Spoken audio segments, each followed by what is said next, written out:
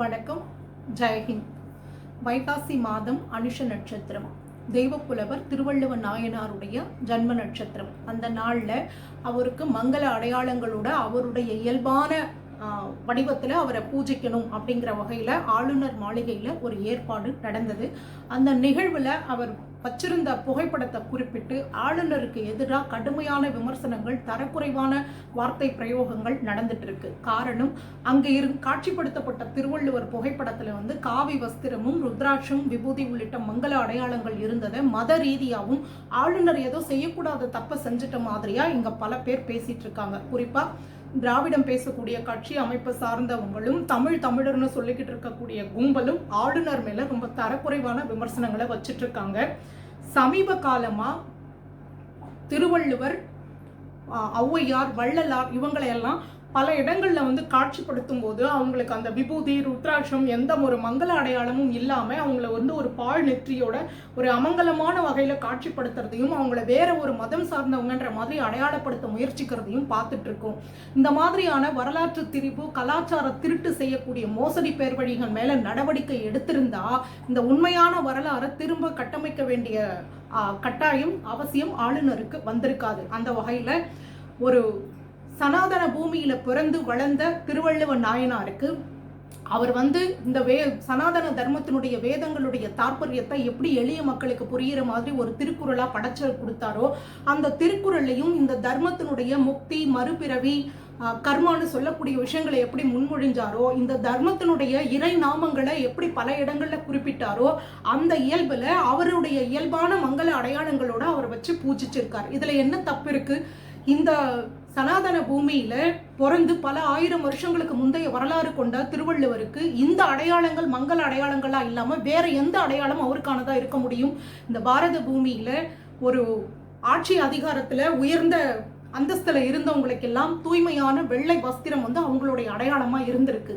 ஒரு குரு ஸ்தானத்துல இருந்து சமூகத்தை வழிநடத்துறவங்க, துறவு வாழ்க்கை வாழ்ந்தவங்க, ஆன்மீகம், கல்வி, ஞானம் இந்த விஷயங்கள்ல ஒரு வழிகாட்டியா இருந்தவங்க, ஒரு ரிஷிகள், முனிகள், மகான்கள்னு பூஜிக்கக்கூடிய இடங்கள்ல இருந்தவங்க எல்லாருடைய இயல்பான அடையாளமா அந்த காவி வஸ்திரம் இருந்திருக்கு. இது இந்த பூமியினுடைய வரலாறு.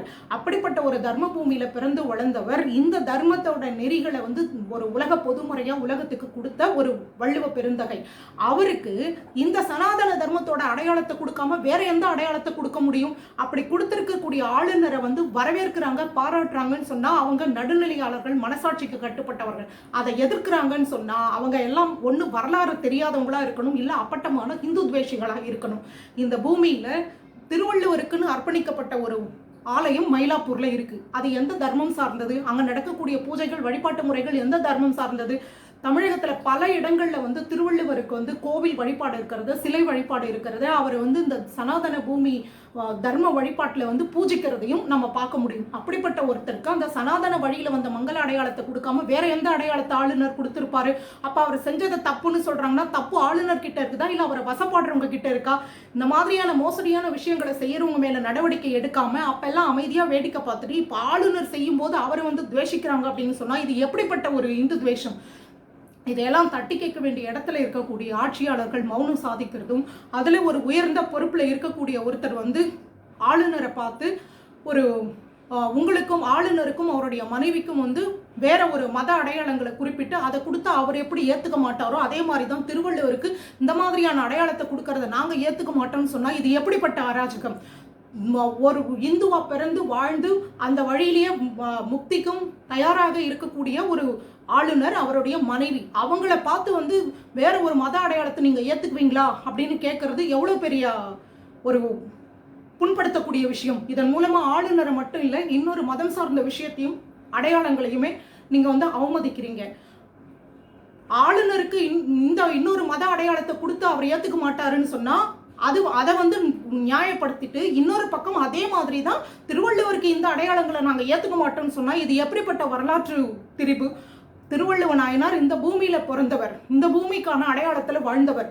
பல ஆயிரம் வருஷம் வரலாறு கொண்ட அவருக்கு சில ஆயிரம் வருஷம் வரலாறு கொண்டவங்களுடைய ஒரு அடையாளத்தை மற்றவங்க எல்லாம் திணிக்கும் போது அமைதியா வேடிக்கை பார்த்துட்டு அதை தட்டி கேட்கிற, இல்ல அதை உண்மையான வரலாறு நிலநிறுவ பார்க்குற ஆளுநருக்கு துவேஷம் பேசுறது அப்படின்றது பொறுப்பான பதவியில இருக்கிறவங்களுக்கு அழகில்லை.